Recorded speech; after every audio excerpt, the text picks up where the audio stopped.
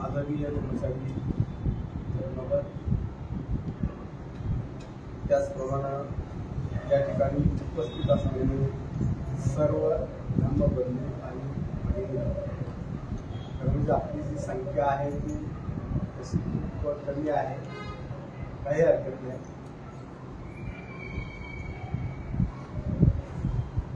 काही जरी असलं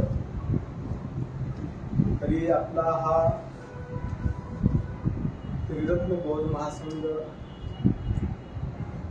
नवी मुंबई केंद्र पनवेल या ठिकाणचा आपला जो हा साप्ताहिक जनरल वर्ग आहे, सर्वसाधारण वर्ग आहे,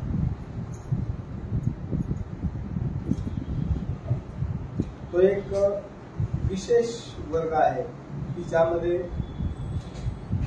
वेगवेगळे विषय घेतले जातात आणि प्रत्येक शनिवारी आपल्याला एक नवीन वक्ता, प्रवचनकार, एक ब्रह्मचारी आपल्याला लागत असतो आणि आपल्याला एका विषयाची माहिती जी आहे ती करून देत असतात. आणि अलीकडच्या काही हप्त्यामध्ये आपण पाहत आहोत की या ठिकाणी सप्तबोधांगे याचा अभ्यास आपला या ठिकाणी चालू झालेला आहे. आणि या सप्तबोधांग्यामध्ये आपण आतापर्यंत स्मृती, धम्मविजय, वीर्य, वृत्ती, प्रशब्दी आणि समाधी या विषयांचा या ठिकाणी आपण अभ्यास केलेला आहे. यावरती या ठिकाणी आपण प्रवचन ऐकलेले आहे आणि आज आपण सप्तबोधांगे यातला शेवटचा जो भाग आहे, शेवटचं जे अंग आहे म्हणजे सप्तबोधांगाचं, ज्याला आपण उपेक्षा म्हणतो, तर त्याचा या ठिकाणी आपण अभ्यास करणार आहोत किंवा याच्याबद्दल अधिक आपण जाणून घेण्याचा प्रयत्न करणार आहोत. तर उपेक्षा हा जो शब्द आहे ना, त्याच्याबद्दल आता तो मराठी शब्द आहे उपेक्षा, त्याच्याबद्दल थोडासा गैरसमज आहे. खरं म्हणजे मराठी भाषा जर पाहिली तर त्याच्यामध्ये दुर्लक्ष करणं, नजर अंदाज करणं, लक्ष न देणं, वंचित ठेवणं, अशा प्रकारे हा शब्द जो आहे तो मराठीमध्ये तसा वापर केला जातो. दुर्लक्षित आहे म्हणजे उपेक्षित आहे, दुर्लक्षित आहे म्हणजे उपेक्षित आहे. आपल्या समाजाबद्दल कधी कधी हा शब्द वापरला जातो. हा जो समाज आहे तो उपेक्षित समाज आहे. उपेक्षित म्हणजे ज्याच्याकडे कुणीही लक्ष दिलं नाही, अशा अर्थानं हा जो शब्द आहे तो मराठीमध्ये, आता हिंदीमध्ये पण वापरला जातो. पण हा जो शब्द आहे त्याला आपण बौद्ध धर्मामध्ये जर पाहिला, याचा अर्थ पाहिला, याचं महत्व पाहिलं, विशेषतः पाली साहित्यामध्ये त्याला उपेक्षा म्हटलेला आहे. उपेक्षा. आणि हा जो पाली साहित्यामध्ये आलेला जो शब्द आहे उपेक्षा, तर हा जो शब्द आहे तो अनेक वेगवेगळ्या ठिकाणी वापरलेला आपल्याला पाहिजे. तर हा जो शब्द आहे तो कोणकोणत्या शिकवणीमध्ये आलेला आहे, उपेक्षेचा समावेश कशा कशामध्ये झालेला आहे, ही जर आपण यादी पाहिली, आता सर्व याद्या काही माझ्याजवळ आहेत अशातला काही भाग नाही आहे, पण तरी पण थोडस आपण जर काही बौद्ध धर्माचा अभ्यास करत असेल तर आपल्याला थोडस लक्षात येऊ शकतो. उदाहरणार्थ मनाच्या विधायक 11 अवस्था, त्याच्यामध्ये एक जी अवस्था आहे ती आहे उपेक्षा. त्यानंतर 4 ब्रह्मविहार, याच्यामध्ये सुद्धा शेवटचं जे विहार आहे, अर्थात त्याच्यामध्ये मैत्री आहे, करुणा आहे, मुदिता आहे आणि शेवटचं उपेक्षा आहे. तर या 4 ब्रह्मविहारामध्ये पण शेवटचं जे अंग आहे ते सुद्धा उपेक्षा आहे. त्यानंतर अगदी उच्चतर अवस्थेमध्ये दशपारमिताचं जिथं वर्णन येतं किंवा त्याची माहिती येते, त्या दशपारमितेमध्ये सुद्धा उपेक्षेचा अंतर्भाव केलेला आपल्याला पाहायला मिळतो. आणि त्याचप्रमाणे ज्या सप्तबोधांग्याचा आपण अभ्यास करतोय त्या सप्तबोधांग्यामध्ये सुद्धा आपल्याला एक शेवटचं अंग म्हणून उपेक्षेचं वर्णन आपल्याला पाहायला मिळतं किंवा तो एक त्याचा भाग आहे. आणि अशा अर्थानं उपेक्षेकडे जर आपण पाहिलं, बौद्ध धर्मामध्ये असलेला जो शब्द आहे त्याच्याकडे आपण जर पाहिलं तर तो एक विशेष असा शब्द आहे. तो सर्वसामान्य असा शब्द नाहीये, दुर्लक्षित असा शब्द नाहीये, वंचित असा तो शब्द नाही आहे. तर त्याचा जो खरा अर्थ आहे उपेक्षेचा, तर तो अर्थ आहे अविचल मनाची अवस्था. अविचल मनाची अवस्था, निश्चल मनाची अवस्था, शांत मनाची अवस्था. आणि अशा अर्थानं उपेक्षा हा जो शब्द आहे तो बौद्ध धर्मामध्ये वापरला जातो. आणि म्हणून पहिली गोष्ट लक्षात घेतली पाहिजे ती म्हणजे उपेक्षा हा एक विधायक मानसिक अवस्था आहे. ही गोष्ट आपण लक्षात घेतली पाहिजे. आणि ती जर विधायक अवस्था असेल तर निश्चितच प्रकारे तुम्हाला ती अशीच प्राप्त होणार नाही का. आपण किती प्रयत्न करतो चांगलं ध्यान करण्याचा, आनापानसतीच्या ध्यानाचा जर आपण सराव करत असेल तर साधी एकाग्रता साधणं पहिल्या पायरीमध्ये जमत नाही, दुसऱ्यामध्ये जमत नाही, तिसऱ्यामध्ये जमत नाही, मुश्किलीने काही वेळेला तिसऱ्या किंवा चौथ्या पायरीमध्ये थोडासा मी एकाग्र झालो होतो, थोडे मी एकाग्र झाले होते असं आपण कधी कधी म्हणतो नाही का. आनापानसतीच्या ध्यानामध्ये, मैत्री भावनेच्या ध्यानामध्ये पण तीच अवस्था असते. स्वतःवरती मैत्री काही वेळेला करायची, खरं म्हणजे ती पहिली पायरी आहे. मैत्री भावनेची पहिली पायरी आहे की स्वतःवरती मैत्री करायची आहे. मी सुखी हो, मी आनंदी हो, मी रोगमुक्त हो, माझं कल्याण हो, माझी पण मत हो. ही 4-5 वाक्य म्हणायचे, अधिक म्हणण्याची सुद्धा गरज नाही, जास्त म्हणण्याची गरज नाही. कारण जास्त म्हणत राहिलं तर ते शब्द काय आहे, तर त्याचे अर्थ काय होतात आणि ते मला प्राप्त होईल का, आणि गोंधळ मनाचा होऊ शकतो. तर साधी ही वाक्य, मी सुखी हो, मी आनंदी हो, मी रोगमुक्त हो, माझं कल्याण हो, माझी भरभराट हो, हळुवारपणे शांतपणे जर आपण वाक्य म्हणत असेल तर आपल्या मनामध्ये आपल्या स्वतःच्या प्रती मैत्रीचा भाव विकसित झाला पाहिजे. पण कधी पहा की तुम्ही ध्यानाला बसल्या बसल्या स्वतःवरती सुद्धा मैत्री भावना सहजासहजी करू शकत नाही. कदाचित काही लोकांचा हा अनुभव असेल, अरे मी माझ्यावरती मैत्री भावना केली त्याच्यापेक्षा मित्रावरती बऱ्यापैकी झाली, कारण थोडासा मी कुठेतरी स्थिर झालेलो होतो आणि म्हणून त्या मित्रावरती मला चांगल्या प्रकारे मैत्री भावना करतात. कदाचित जो त्रयस्थ व्यक्ती आहे त्याच्याबद्दल पण तशीच आपल्याला मैत्रीची भावना विकसित करता येऊ शकते. पुन्हा अस्थिरता निर्माण होते. 4थ्या पायरीमध्ये शत्रू आले, त्याच्यावरती मैत्री भावना. आपल्याला पहिलेच असं वाटतं की ह्याला कशाला घ्या, तिला कशाला घ्या, यांच्यावरती कशाला मैत्री भावना करा. पण नेहमी आपण लक्षात ठेवलं पाहिजे की ज्या वेळेला आपण मैत्री भावनेच्या 4थ्या पायरीमध्ये आपल्या शत्रूवरती मैत्री भावना करतो त्यावेळेला आपण त्याच्यावरती उपकार करत नाही. आपण मैत्री भावनेच्या 4थ्या पायरीमध्ये त्याला यासाठी घेतो की तो आपल्याला आपल्यामध्ये असलेल्या नकारात्मक भावनेला कमी करण्याचा विषय म्हणून घेतो आपण. द्वेष कुणाच्या प्रती निर्माण झाला, शत्रूच्या प्रती निर्माण झाला. मनामध्ये मात्र कुणाच्या निर्माण झाला, आपल्या. तो शत्रू तिथं आहे, ही गोष्ट कळेल की तो शत्रू तिथं आहे, पण द्वेष कुणाच्या प्रती निर्माण झाला, शत्रूच्या प्रती द्वेष निर्माण झाला आणि म्हणून त्या शत्रूच्या प्रती निर्माण झालेला द्वेष माझ्यामध्ये निर्माण जर होत असेल तर आपण ती गोष्ट लक्षात घेणं आवश्यक आहे की माझ्यामध्ये निर्माण झालेला द्वेष आहे तो मलाच नाहीसा करेल, कारण आपल्या मनाची अकुशल मानसिक अवस्था त्या द्वेषामुळे निर्माण. आणि म्हणून आपण चौथ्या पायरीमध्ये आपण काय करतो, शत्रूला आपल्या ध्यानाचा विषय म्हणून घेतो.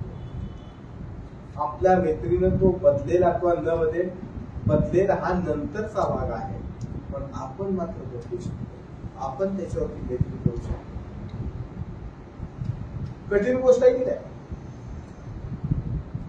आणि म्हणून स्वतःवरतीच मैत्री भावना करणं जिथं कठीण असतं, शत्रूवरती जिथं मैत्री भावना करणं कठीण असतं, तिथं ही जर विनायक अवस्था आपल्याला गाठता येत नसेल तर उपेक्षा ही जी भावना आहे त्याही पेक्षा श्रेष्ठ आहे, उच्चतर मनाची अवस्था ती आहे. म्हणून ती गाठणं जेवढं सहजासहजी प्राप्त करणं सोपं नाही. मग आता याच्यासाठी काय करावं लागेल, तर याच्यासाठी प्रयत्नच करावे लागतील. उपेक्षेची भावना आपल्या मनामध्ये निर्माण होणं किंवा त्या खरं तर भावना निर्माण होणं म्हणण्यापेक्षा आपल्याला असं म्हणता येईल उपेक्षेचा हा जो भाव आहे तो आपण अनुभवणं, त्याचा अनुभव घेणं एवढं सोपं आहे. उपेक्षेचा भाव जो आहे त्याचा अनुभव घेणं जे आहे ते एवढं सोपं आहे. आणि त्यामुळे असं म्हणतात की ही ध्यानाच्या उच्चतर अवस्थेमध्ये प्राप्त होणारी गोष्ट आहे. उपेक्षा भावना कशी आहे, ध्यानाच्या उच्चतर अवस्थेमध्ये प्राप्त होणारी गोष्ट आहे. आणि त्यामुळं सखोल ध्यानामध्येच तुम्हाला जावं लागेल. सखोल ध्यानाचा तुम्ही अनुभव घेतल्याशिवाय तुमच्यामध्ये उपेक्षेची भावना निर्माण होऊ शकत नाही. आता तुमच्या मनात असताना ती माझी आई, तर त्याच्यापासून मी काय वेगळा नाही आहे. आणि म्हणून आपल्याला महत्वाची जी गोष्ट आहे ती ही आहे की सातत्यानं खरं तर आपल्याला ध्यान केलं पाहिजे. अनुभव कशाचा घ्यायचा आहे, उपेक्षेचा घ्यायचा आहे.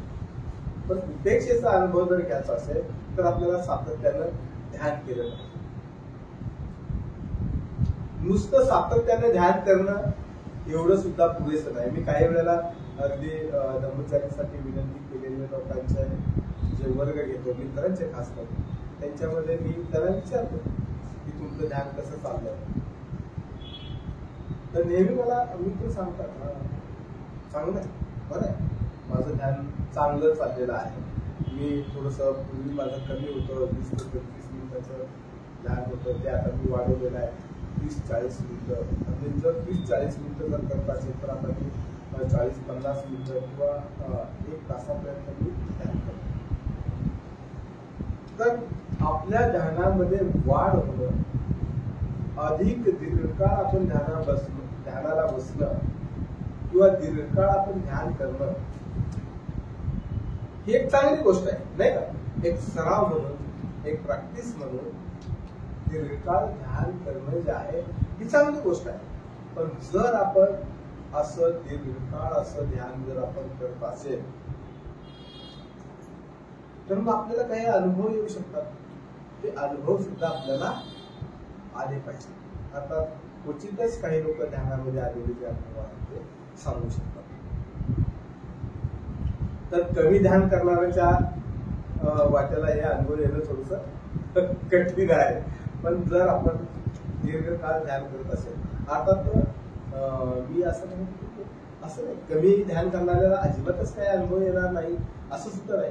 कारण जर रेग्युलर तुम्ही 20-25 मिनिटं 30 मिनिटं जर बसत असाल आणि खास करून तुमचं जर चांगलं शिलाचरण असेल, तुमच्या जीवनामध्ये त्याला मराठी शब्द आहे का कुठला आहे मला माहिती नाही, पण झंझटी नसतील, उच्चापती नसतील, तुम्ही काही इकडं तिकडं करत नसाल, उलाढाली करत नसाल, तुमचं जीवन शांत आणि स्थिर असं जर तुम्ही जगत असाल तर कदाचित 20-25 मिनिटाच्या ध्यानामध्ये तुम्हाला काही चांगला अनुभव येऊ शकतो. पण दीर्घकाळ जर आपण अशा प्रकारे ध्यान करत असेल तर कदाचित ते होऊ शकेल. पण मला असं वाटतं की आपल्याला जर उपेक्षेच्या या भावनेचा अनुभव घ्यायचा असेल तर त्यासाठी आपल्याला दीर्घकाळ ध्यान करावं लागेल, सातत्याने ध्यान करावं लागेल, त्याचा कालावधी वाढवावा लागेल, अधिक ध्यान आपल्याला करावं लागेल. आणि जर आपण चांगलं ध्यान करत असेल तर मग आपल्याला हे सुद्धा लक्षात आलं पाहिजे की जे मी ध्यान करतोय त्या ध्यानामध्ये मला काहीतरी अडथळे येत आहेत, अडचणी निर्माण होत आहेत, निवरणे येत आहेत, त्याला बारकाईनं पाहणं आवश्यक आहे. विशेषतः अगदी तुम्हाला सांगतो ध्यानाच्या अवस्थेमध्ये, अर्थात ध्यानाच्या खूप अवस्था आहेत, त्याच्या सगळ्याबद्दल नाही सांगता येणार, पण असं समजा की रूप ध्यानाच्या 4 पातळ्या आहेत. त्याच्यातल्या पहिल्याही पातळीमध्ये जायचं असेल, पहिल्याही पायरीमध्ये जरी आपल्याला जायचं असेल तरीही तुम्हाला 5 प्रकारची जी निवरणं आहेत ती तुमच्या ध्यानाचा अडथळा ठरतात किंवा ती तुम्हाला ती ध्यानामध्ये प्रवेश करू देत नाही, ध्यानामध्ये सखोलतेच्या ध्यानामध्ये तुम्हाला जाऊ देत नाहीत. आणि ती 5 निवरणं कोणती आहेत तर ती आहेत कामछंद, व्यापार, उदच्च कुकुच्च, हीनमिद्द आणि विचलित. ही निवरणं आहेत, या बाधा आहेत, हे अडथळे आहेत. याला जोपर्यंत आपण पार करत नाही तोपर्यंत तुम्ही ध्यानाच्या उच्चतर अवस्थेमध्ये जाऊ शकत नाही.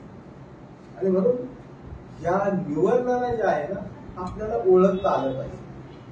आणि ही निवरणं ओळखण्यासाठी तुम्हाला खूप मोठी बुद्धीची कसोटी लावली पाहिजे असं नाही, खूप मोठी बुद्धीची कसोटी लावली पाहिजे असं नाही आहे. तुमचं खूप शिक्षण झालेलं आहे असलं पाहिजे याची आवश्यकता नाही. फक्त तुमचा सातत्यानं जर ध्यानाचा सराव चालू असेल तर तुम्हाला याला अधिक चांगल्या पद्धतीनं पाहता येऊ शकतं. आणि मग तुम्ही पाहू शकता की असं का होतंय, ही भावना का निर्माण होते. कारण ध्यानाला बसल्यानंतर ध्यानाचा विषय सोडून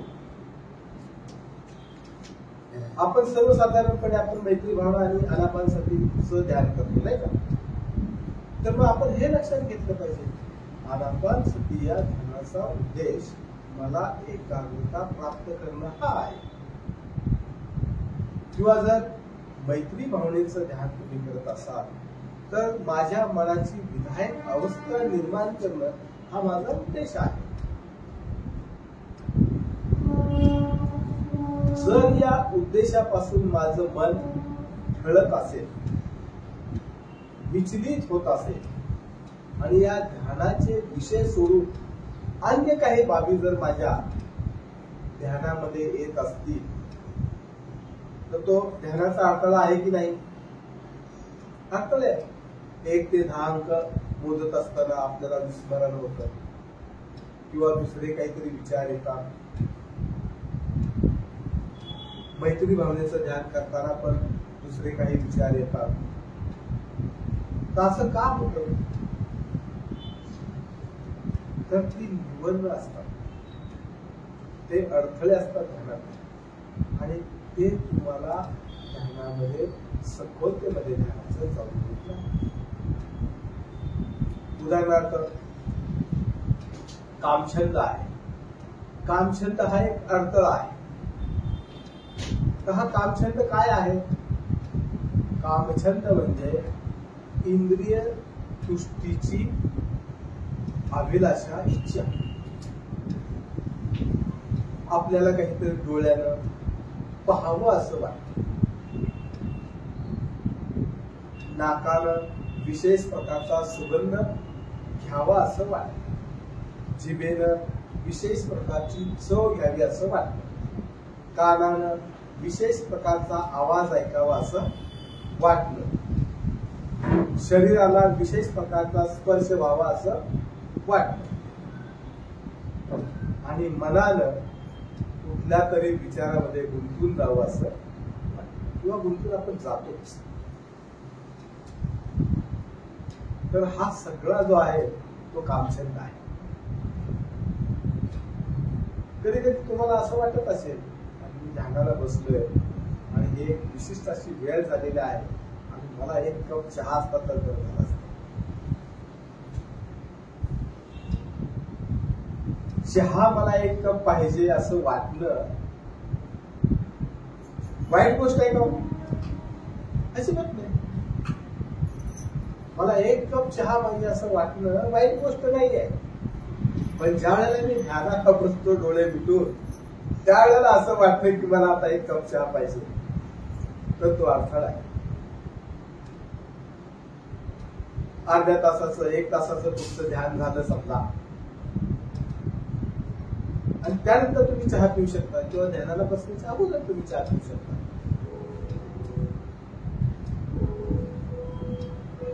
काही वेळेला आपण असं म्हणतो की ठीक आहे आता घरामध्ये काहीतरी बनतंय, जेवण बनतंय, तोपर्यंत आता मला वेळ आहे, मी ध्यान करतो.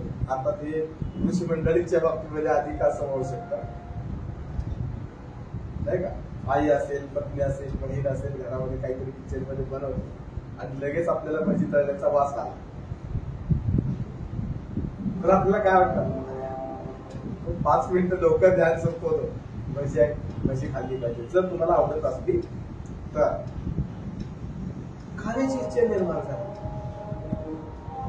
आपण ध्यानाला बसलोय आणि सुंदर जे तुम्हाला आवडतंय ते गाणं, समजा आता मी जुन्या काळचं आहे त्यामुळं मी असं नवीन की लता मंगेशकरचं गाणं आहे किंवा मोहम्मद रफीचं गाणं आहे किंवा अन्य कुणाचं, आता तुम्हाला नवीन आवडत असतील गाणी टिंग टॉंग वाली वगैरे, आणि तुम्हाला जर आवडत असतील तर ती गाणी लागली तर आपलं लक्ष लगेच त्याच्यामध्ये जाऊ शकतं. ऐकल्यानंतर पण न ऐकता सुद्धा जर तुम्ही गुणगुणत असाल ध्यानामध्ये बसल्यानंतर एखादं गाणं जे तुम्हाला कधीतरी तुम्ही ऐकलं होतं आणि ते आवडलेलं गाणं ध्यानामध्ये जर तुम्ही गुणगुणत असाल तर काय आहे ध्यानाचा अर्थ? ऐकलं होतं ते ऐकावं वाटलं ते सुद्धा आलं. तर अशा प्रकारे आपली जी जी सर्व इंद्रिय आहेत त्या इंद्रियांच्या तृप्तीसाठी केले गेलेला जो प्रयत्न आहे त्याला काय, आणि हा आपल्या ध्यानाचा अडथळा बनू शकतो. त्यानंतर अगदी साहजिक आहे ही आसक्ती आहे, ही एक प्रकारची आसक्ती आहे. मला हे मिळालं पाहिजे, ते मिळालं पाहिजे. इंद्रियांच्या आसक्त्या आहेत आणि जेव्हापासून आपण जन्माला आहोत तेव्हापासून आपण या इंद्रियांची आसक्ती जी आहे त्याची पूर्तता करत आलेलो आहोत. जे पाहावं वाटलं ते आपण पाहिलं, जे ऐकावं वाटलं ते आपण ऐकलं, सुगंध घ्यावा वाटला तो आपण घेतला वगैरे. त्यानंतर दुसरा जो अर्थ आहे तो व्यापक म्हणजे द्वेष. काही वेळेला सबळ आपल्याला एखाद्या माणसाचा द्वेष निर्माण होण्याचं कारण आठवत असेल की नाही, त्यानं असं असं केलेलं होतं आणि म्हणून त्याच्याबद्दल माझ्या मनामध्ये द्वेषाची भावना निर्माण झाली. पण कारण नसताना सुद्धा आपल्या मनामध्ये द्वेषाची भावना निर्माण होते. कधी? ध्यानाला बसल्यानंतर 4थ्या पायरीमध्ये आपण चतुर्ला घेतले की आपल्या मनामध्ये द्वेष निर्माण होतो. आपल्या ध्यानाचा उद्देश काय आहे? विधायक भावना मैत्रीची निर्मिती करणं आणि आपल्या मनामध्ये द्वेष निर्माण होतो. तर हा द्वेष सुद्धा आपल्या ध्यानाचा अडसर आहे, अडथळा आहे, निवारण आहे. कारण आपल्या ध्यानाचा तो विषय नाही ना, त्याचा द्वेष करणं हा आपला ध्यानाचा विषय नाही, उलट त्याच्यावरती मैत्री भावना करणं हा आपला ध्यानाचा विषय आहे. पण तरीही जर आणखी एखाद्या व्यक्तीचा द्वेष आपल्या मनामध्ये निर्माण होत असेल, विशेष करून ध्यान करत असताना, अर्थात ते मग मैत्री भावनेचं ध्यान असू द्या, नाहीतर आरामांसाठीचं असू द्या, कधी एखाद्या माणसाबद्दल जास्त जर तिरस्कार असेल तर तो आरामांसाठीमध्ये सुद्धा येऊ शकतो. तर हा जो द्वेष आहे तो सुद्धा एक आपल्या ध्यानातला अडथळा आहे, मूलभूत आहे. आणि अशा प्रकारचे जर आपल्याला अडथळे येत असतील तर हे आपण काही वेळेला समजू शकतो. पण कारण नसताना आपण 4 वेळेला आपली उशी बदलत असेल ध्यानामध्ये. 20 मिनिटाचं 25 मिनिटाचं ध्यान, त्याच्यामध्ये जर तुम्ही बैठक तुमची 2 आणि 3 आणि 4 वेळा बदलत असाल तर तुम्ही अस्थिर आहात हे लक्षात ठेवा. त्याला उदच्च कुच्च म्हणतात. आता ही अस्थिर जी अवस्था आहे ना, तर ती सुद्धा असं म्हणतात 2 प्रकारची असते. एक शरीराची असू शकते, शरीराची हालचाल करावी असं वाटतं, ती एक असू शकते. पण मन सुद्धा तुमचं शांत नसतं, अस्थिर असतं. तर मनाची सुद्धा अस्थिरता त्याच्यामध्ये असू शकते आणि हा सुद्धा एक ध्यानाचा अडथळा आहे. आता ही अस्थिरता आहे, चलबिचल आहे. पण याच्या विरुद्धचा दुसरा सुद्धा एक अडथळा आहे आणि तो म्हणजे धीरमित आहे. धीरमित हा अडथळा कसा आहे? अस्थिरता नाही तर आळस आहे. कसला अडथळा नाही, काय नाही, काय नाही. बसले तुम्ही, डोळे झाकले, ध्यान करताय, सगळे लोक म्हणताय तुम्ही खूप चांगले ध्यानामध्ये होता आणि तुम्हाला एकट्यालाच कळते की मी ध्यान करतो पण तुम्ही ध्यानामध्ये होतो.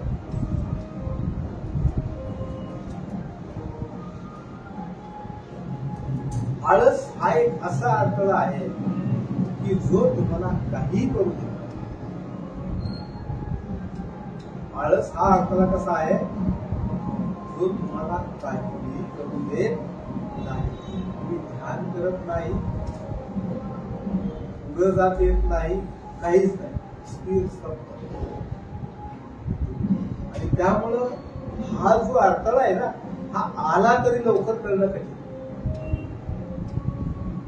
हा अडथळा आलेला आहे किंवा यामध्ये मी अडकलो होतो हे तेव्हाच कळतं जेव्हा तुम्हाला ध्यानाची फेर वाजते. मी अनेक वेळेला पाहिलं तो करा, फेर वाजवली की लोक सरळ बसतात. अगोदर असं होतं, असं तुम्ही आळसामध्ये होता. आळस हा सुद्धा एक ध्यानाचा अडथळा आहे. त्यानंतर विचिकित्सा, त्याला मराठीमध्ये शंका कुशंका म्हणतात. मी तर म्हणेन शंका म्हणण्यापेक्षा त्याला कुशंकाच म्हटलं पाहिजे. कारण हा जो अडथळा आहे ना, हा जो अडथळा आहे ना, तो रास्त शंका या अर्थानं नसतो, योग्य शंका या अर्थानं नसतो. तर आपल्याला न बदलण्याची आपली जी वृत्ती आहे ना, ती शंका आहे. उदाहरणार्थ, खरंच ध्यान करून कुणाला बुद्धत्व प्राप्त झाला असेल का? झाला असेल कुणाला तरी मला ते प्राप्त होईल का? बुद्धाने कदाचित केलंय असेल, बुद्धावरती आपण नाही आरोप करणार ना, बुद्धाने केले असेल, त्यांना ते जमलं, मला थोडी जमणार.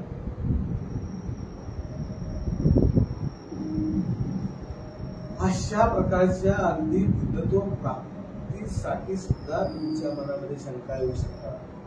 किंवा ध्यानामुळे कुठं मी चांगला होणार आहे, कुठं मी बदलणार आहे. आणि मग आपल्या मनामध्ये ही जर मालिका चालू झाली तर मग न बदलणारे लोक लगेच तुमच्या डोळ्यासमोर येतील. 2 महिन्यापूर्वी, 3 महिन्यापूर्वी, 4 महिन्यापूर्वी तो किंवा ती आली होती ना, आता ती येत नाही. ते पण नाही का आले होते सुरुवातीला मलाच म्हणत होते की चला वर्गाला, त्यांनी मला वर्गाला आणलं, आता तेच येत नाही. ते नाही बदलले तर मी कुठं बदलणार? अशी ही न बदलण्याची जी वृत्ती आहे ना, ती विचिकित्सा. तर हा सुद्धा ध्यानातला आपल्या अडथळा असू शकतो. आणि म्हणून हे सगळे जेवढे अडथळे आहेत ना, या सगळ्या अडथळ्यांना भेदून जर तुम्ही ध्यानामध्ये गेला, रूप ध्यानामध्ये गेला, रूप ध्यानाचा अनुभव घेतला,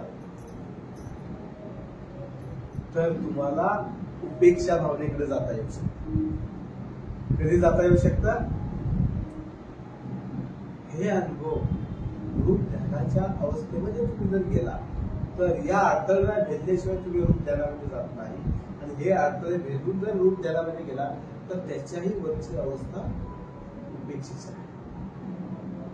सर्वसाधारणपणे रूप ध्यानामध्ये जर गेला तर तिथं असं म्हटलं जातं, म्हणजे तुमच्या मनाची एकाग्रता असते. उगाच जर त्याला उच्चतर मनाची अवस्था नाही तर तिथं तुमच्या मनाची एकाग्रता असते, वितर्क आणि विचार असतो. म्हणजे ध्यानाच्या विषयाशी तुम्ही निगडीत असता. वितर्क आणि विचार अकुशल भावना नाही, हे लक्षात ठेवा. मला वाटतं काही वेळेला मला रिपोर्टिंग करताना काही लोकांनी असं थोडेसे ध्यानामध्ये वितर्क विचार होते. तसं नाही. वितर्क आणि विचार म्हणजे ध्यानाचा विषय आहे. वितर्क म्हणजे विषय ध्यानाचा आणि विचार म्हणजे त्या विषयावरती केलेलं चिंतन. तर मग रूप ध्यानामध्ये काय असतं? तर तुमच्या मनाची एकाग्रता असते, ध्यानाच्या विषयाशी तुम्ही एकरूप असता, म्हणजेच वितर्क आणि विचार. प्रीती आणि प्रसन्नता. आता त्याच्या अगोदर तुम्हाला असं म्हणता येऊ शकेल की आनंद आणि प्रीती असू शकते. थोडस आल्हाददायक, थोडस उंच उठल्यासारखं काहीतरी समाधान आपल्याला अनुभवायला येतं. तर ह्या अशा प्रकारच्या अनुभवातून तुम्हाला जी भावना निर्माण होईल नंतर ती उपेक्षा आहे म्हणतात. पण ही जी उपेक्षा भावना आहे ना, ही केवळ तुम्ही ध्यानामध्ये गेला म्हणून तुम्हाला ती नाही प्राप्त होत. तर तुम्ही म्हणाल हा मला चांगलं ध्यान लागलं तर आता मी उपेक्षा करू, तर तसं नाही. तर या ध्यानाचा जो सातत्याचा प्रवास आहे किंवा आपल्या ध्यानाचे जे सातत्य आहे, विशेष करून मी असं म्हणेन की त्या ध्यानाच्या प्रवासाला, आपल्या ध्यानाच्या सातत्याला आपल्या आचरणाची जोड असेल आणि सातत्याने आपण आपल्या स्वतःवरती जर कार्य करत असेल. आपल्या जीवनामध्ये चढ आणि उतार असतात, नाही का? ध्यान किती वेळ करू शकतो आपण? अर्धा तास करू शकतो, 1 तास करू शकतो, 1.5 तास करू शकतो, 2 तास, 8 तास. आणि काही लोकांनी इतकं ध्यान केलेलं आहे, एका वेळेला बसल्या बसल्या 2-2 तास आणि 2.5 तास ध्यान करणारे सुद्धा काही लोक असू शकतात. पण हे सगळं ध्यान संपल्यानंतर व्यावहारिक जीवनामध्ये जे आहे ते आपल्या काय घडतं? व्यावहारिक जीवनामध्ये आपण जर आपल्या पाहिलं तर तुमच्या असं लक्षात येईल की आपला सगळा जो प्रयत्न आहे तो सुख मिळवण्याचा असतो, नाही का? आपण प्रयत्न कशाचे करतो? सुख मिळवण्याचे. आपल्याला काय नको असतं? दुःख नको असतं. तर असं म्हटलेलं आहे की सुख आणि दुःख, लाभ आणि हानी, यश आणि अपयश, कीर्ती आणि अपकीर्ती, याला 8 लोकधर्म म्हटलेला आहे. याला काय म्हटलेलं आहे? 8 लोकधर्म म्हटलेला आहे. या 8 लोकधर्माच्या वरती तुम्हाला उठावं लागतं, तेव्हा उपेक्षेची अवस्था तुम्हाला प्राप्त होतं. कसं? आपल्याला जर सुख लाभलं तर आपण त्याला काय करतो? दुःख जर असेल तर आपण त्याला प्रतिक्रिया देतो. पण सुखाला आपण असं म्हणतो की त्याचा आपण उपभोग घेतला पाहिजे. पण असं म्हटलं जातं की म्हणजे मी ब्रह्मचारी नागकेतू यांचं एक प्रवचन ऐकलं युट्यूबला, तर त्याने असं म्हटलं की याला आपण काय करतो? प्रतिसाद नाही देतो, आपण प्रतिक्रिया देतो. उदाहरणार्थ एखादा खाण्याचा पदार्थ आपल्याला आवडला खाण्याचा पदार्थ आपल्याला आवडला तर आपण काय करतो, अजून तो खातो. अजून खाणं ही प्रतिक्रिया आहे. दुःख आलं, त्या अनुभवापासून पळून जाणं किंवा तो नकोसा असणं प्रतिक्रिया आहे. त्याच्यामध्ये आपण विचार नाही करत ही अवस्था का प्राप्त झाली. कारण सुख असेल किंवा दुःख असेल या दोघांच्याही पाठीमागं काहीतरी कारण असेल. आणि म्हणून आपण जर सर्वसाधारणपणे बहुतेकांनी ध्रुवचक्राचा अभ्यास केलेला आहे. त्याच्यामध्ये आपल्याला कार्य कारण भाव जो आहे तो समजावून सांगितलेला आहे. कारण कोणत्याही गोष्टीच्या पाठीमागे काहीतरी कारण असतं आणि म्हणून आपल्या जीवनामध्ये सुख असेल किंवा दुःख असेल तर या सुख आणि दुःख याच्याही वरती आपल्याला उठलं पाहिजे. सुखामध्ये वाहत गेलं नाही पाहिजे आणि दुःखामुळं गांधारून गेलं नाही पाहिजे, दुर्बल नाही झालं पाहिजे. जर आपल्याला उपेक्षा भावनेचा अनुभव घ्यायचा असेल तर तीच गोष्ट लाभ आणि हानी. लाभ आपल्याला काहीतरी लागतं, आपण प्रयत्नानं काहीतरी मिळवतो, प्रयत्नानं आपण काहीतरी मिळवतो. पण प्रयत्नानं काहीतरी मिळवत असतो तर काही वेळेला आपल्या हातातून काही सुद्धा निष्ठून जातं, आपली काहीतरी हानी होते, आपलं काहीतरी नुकसान होतं. तर मानवी जीवनामध्ये जीवन जगत असताना काहीतरी मिळणं, काहीतरी आपल्या हातातून सुटून जाणं या सर्वसाधारण बाबी आहेत. त्या तुमच्याही जीवनामध्ये घडतात, माझ्याही जीवनामध्ये घडतात आणि जन्माला आलेल्या प्रत्येक माणसाच्या जीवनामध्ये लाभ आणि हानी या घटना घडत असतात. तर अशा या घटनांच्या मध्ये आपण विचलित होता कामा नये. सुखानं जसं सुखावून जाऊ नये तसं लाभानं सुद्धा आपण फुलून जाऊ नये. दुःखानं जसं दुःखी होऊ नये तसंच हानीनं सुद्धा माघार घेऊ नये. यश आणि अपयश आपल्याच जीवनाचे ते पैलू आहेत, नाही का. अनेक वेळेला आपण मुलांना शिकवताना असं म्हणतो, नाही का, घाबरू नकोस, नापास झाला तर घाबरू नकोस. अपयश ही यशाची पहिली पायरी आहे असं आपण मुलांना सांगतो. पण बंधू आणि बंधूंनो लक्षात ठेवा की यश आणि अपयश कशामध्ये आहे याच्यावरती सुद्धा आपल्या मानसिक अवस्था घडलेला आहे. आपण विचलित होणार की नाही हे ठरलेलं आहे.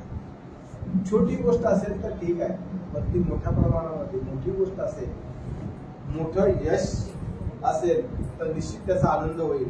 पण मोठा अपयश आपल्याला असं म्हणतात की पोचवता येत नाही.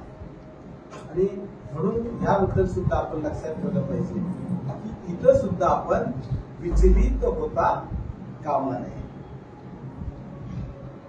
कीर्ती आणि अपकीर्ती, आता या बाबतीमध्ये तर असं म्हणता येईल की याच्यामध्ये काही मटेरियल नाही आहे, काही नाही, पैसा नाही, पाणी नाही, काय नाही, पण आपल्या अहमचा काही भाग याच्यामध्ये असतो. कीर्ती झाली, लोकांनी आपली स्तुती केली, आपल्याला बरं वाटतं. अमुक तिथे खूप तुम्ही चांगलं प्रवचन दिलं असं वाटतं, मला बरं वाटतं. आणि अमुक तिथे तुम्ही चांगलं प्रवचन दिलं, त्याच्यामध्ये हे हे हे आणि हे तुम्ही सांगायचं विसरला असं म्हटलं तर थोडस वाटतं ह्या माझ्यापेक्षा जास्त हुशार दिसतो. अपकीर्ती नाही केली, काय नाही केली, थोडं जरी आपल्याला असा धक्का लागला ना आपल्या कीर्तीला तरी आपल्याला वाईट आहे.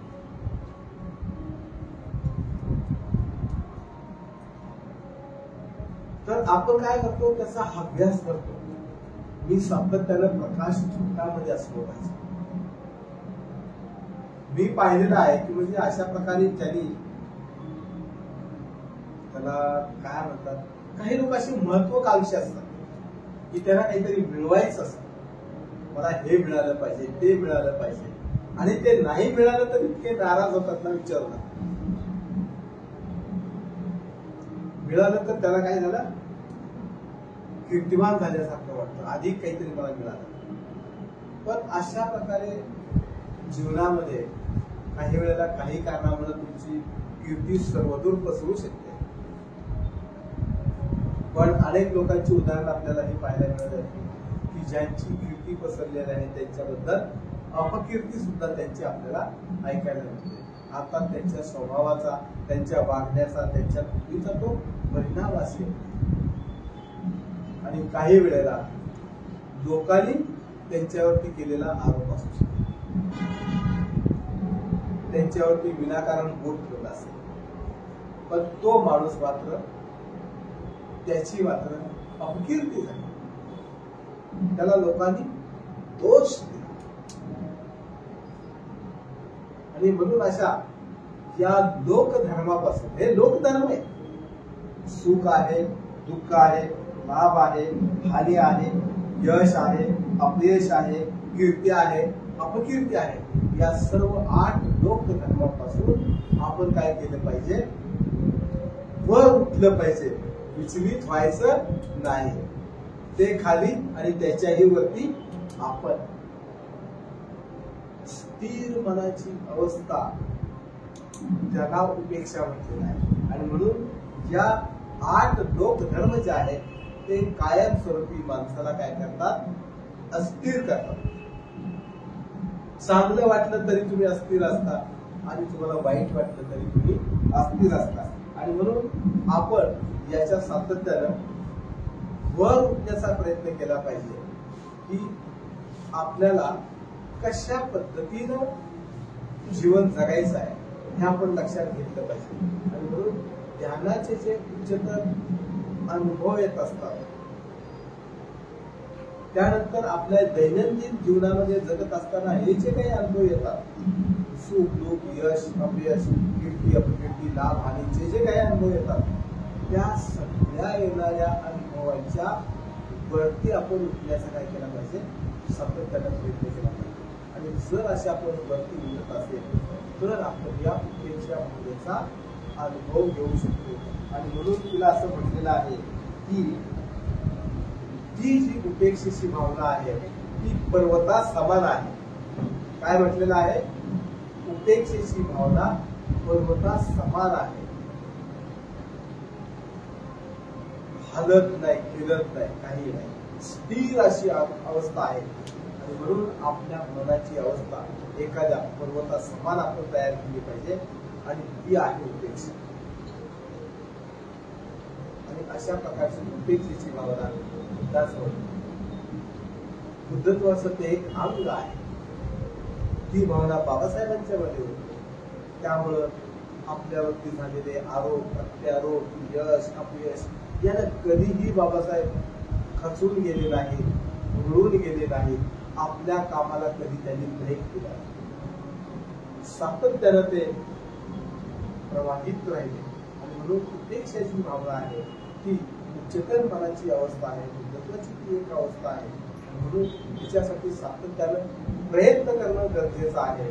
आणि खास करून त्या प्रयत्नाला ध्यानाची आणि चिंतनाची जोड देणं आवश्यक आहे, तर ही भावना आपल्यामध्ये निर्माण होऊ शकते. मला आपण सर्वांनी शांतपणे ऐकून घेतलं त्याबद्दल आपल्या सर्वांचे धन्यवाद. आणि जाता जाता एक गोष्ट आहे ती धर्मसाहेब लालतेकू यांनी सांगितलेली आहे. आणि ते असं म्हणतात की आपली आवड आणि नावड याच्यापासून पण आपण अलिप्त असलं पाहिजे. आपली आवड आणि नावड याच्यापासून आपण अलिप्त असलं पाहिजे. आणि अशा प्रकारे जर आपण प्रयत्न करत राहिलो सातत्यानं तर निश्चितच हा उपेक्षेचा अनुभव आपल्याला येऊ शकतो. आपण शांतपणे ऐकून घेतलं त्याबद्दल जय भीम.